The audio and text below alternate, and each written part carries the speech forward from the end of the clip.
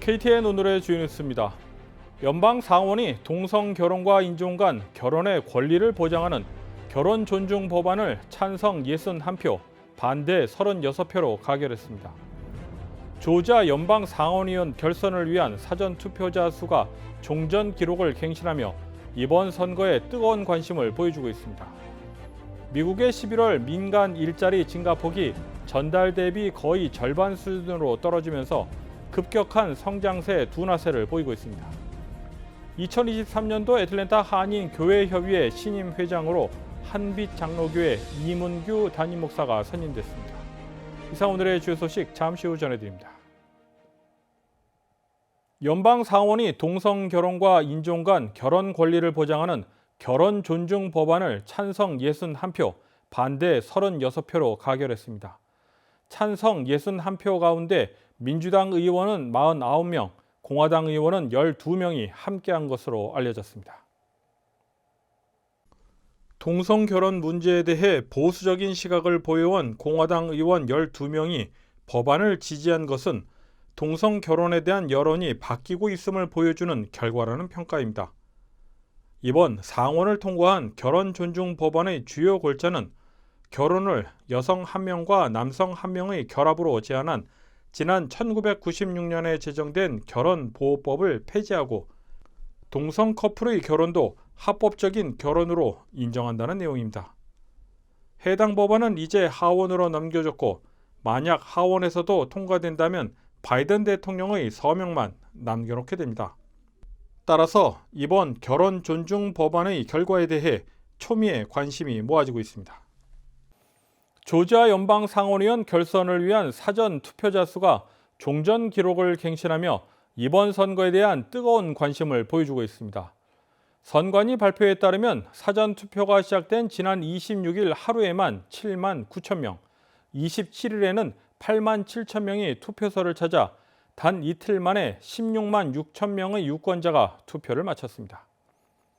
지난 28일 월요일에는 하루 동안 총 30만 명이 넘는 유권자가 투표권을 행사하며 지난 2016년 대선 당시 사상 최대 일일 사전 투표자 수 25만 3천 명을 돌파했습니다. 11월 28일 현재 사전 투표에 참여한 총 유권자는 50만 4,400여 명을 돌파한 상태입니다. 한편 이번 결선 투표를 위한 마지막 사전 투표일은 12월 2일 금요일이며 본 선거일은 12월 6일 화요일입니다. 미국의 민간 부분 고용 성장세가 급격한 둔화세를 보이고 있습니다. 민간 고용 정보업체 오토매틱 데이터 프로세싱 ADP에 따르면 11월 미국 기업들의 민간 고용이 12만 7천 개 증가했습니다. 이는 지난 10월 민간 일자리 증가폭 23만 9천 개의 거의 절반에 불과한 수준으로 지난해 1월 이후 가장 낮은 수치입니다. 특별히 제조업과 전문 사무 서비스업에서는 각각 10만 개와 7만 7천여 개의 일자리가 큰 폭으로 줄어들었습니다. 또한 금융업과 정보 서비스업에서도 각각 3만 4천 개와 2만 5천 개의 일자리가 감소했습니다. 반면 레저와 접객업에서는 22만 4천 개의 일자리가 늘어났다고 오토매틱 데이터 프로세싱은 밝혔습니다. 이번 발표는 과열 상태였던 미국의 노동시장이 힘을 잃고 있음을 시사하는 결과라고 주요 언론들은 분석했습니다. 인플레이션을 잡기 위한 연방준비제도의 공격적인 금리 인상이 기업들에 직접적인 타격을 주는 것은 물론 향후 경기 침체를 촉발할 수 있다는 우려도 나오고 있습니다. 2023년도 애틀랜타 한인교회협의회 신임 회장으로 한빛 장로교회 이문규 담임 목사가 선임됐습니다. 애틀랜타 한인교회협의회는 29일 정기총회를 열고 신임 회장 선임 후 새날 장로교회 류군전 담임 목사를 선임한 후 회원들의 제청을 받아 인준했습니다. 애틀랜타 한인교회협의회 서기 김종민 목사는 회원 전명 순서에 따라 20개 회원 교회들이 참석하면서 정기총회가 성원됐음을 알렸습니다. 애틀랜타 한인교회협의회는 또한 애틀랜타 한인의 이용기 회장과 협회 서기 김종민 목사, 그리고 부회계 김순영 장로에게 감사패를 전달했습니다. 애틀랜타 한인교회협의회장 김상민 목사는 지난 복음화대회 헌금 가운데 5개 교회를 선정해 미디어 사역을 지원하기로 했다고 전했습니다. 이어 교회협의회 회원들은 차기 회장으로 한빛장로교회 이문규 목사를, 부회장에 새날장로교회 류군준 목사를 인준했습니다.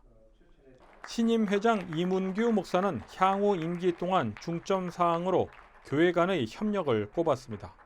1년 동안 할 수 있는 일 제한되어 있지만 그래도 가장 중점적으로는 우리 교회 간의 협력, 또 교회 여기 총회도 많이 오지 못하는 교회들이 있고 목사님들이 있는데 이분들을 교회 협의 안으로 함께 초청해서 그리고 또 함께 더 잘 모일 수 있는 내실을 더 확실하게 구축해 나가고자 합니다.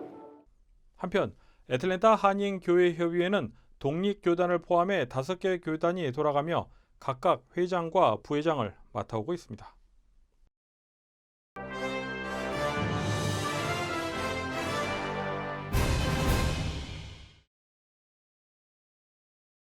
장쩌민 전 중국 국가주석이 사망했다고 중국 관영통신 신화사가 보도했습니다. 향년 96세입니다. 보도에 따르면 장 전 주석은 30일 낮 12시 13분쯤 백혈병 등으로 인해 상하이에서 치료를 받다 숨을 거뒀습니다. 장 전 주석은 1989년 유혈 진압으로 막을 내린天安문 사태 이후 덩샤오핑의 눈에 들어 후계자 자리에 올라 1993년부터 10년간 중국 국가주석으로 재임했습니다. 샌프란시스코에서 경찰이 위급한 상황에 살상용 로봇을 투입할 수 있게 돼 논란이 일고 있습니다. 캘리포니아주 샌프란시스코 시의회는 샌프란시스코 경찰이 제출한 살상용 원격 조종 로봇 사용 계획을 8대3의 표결로 승인했습니다. 인명피해가 발생할 우려가 큰 범죄에선 살상용 로봇을 투입해 범죄 용의자를 제압하겠다는 것입니다. 경찰은 긴급 상황에서만 제한적으로 무장한 로봇을 투입한다는 방침이지만 범죄 용의자에 대한 경찰의 과잉 대응을 경계하고 있는 반대론자들은 인권 침해 우려를 제기하고 있습니다. 이에 대해 샌프란시스코 경찰은 일각에서 우려하는 바와 같이 로봇에 총기를 장착해 사용할 계획은 없으며 다만 무장한 용의자들을 무력화시키기 위한 폭발물은 쓸 수 있다고 설명했습니다. KTN 뉴스를 모두 마칩니다. 시청해주신 여러분 고맙습니다.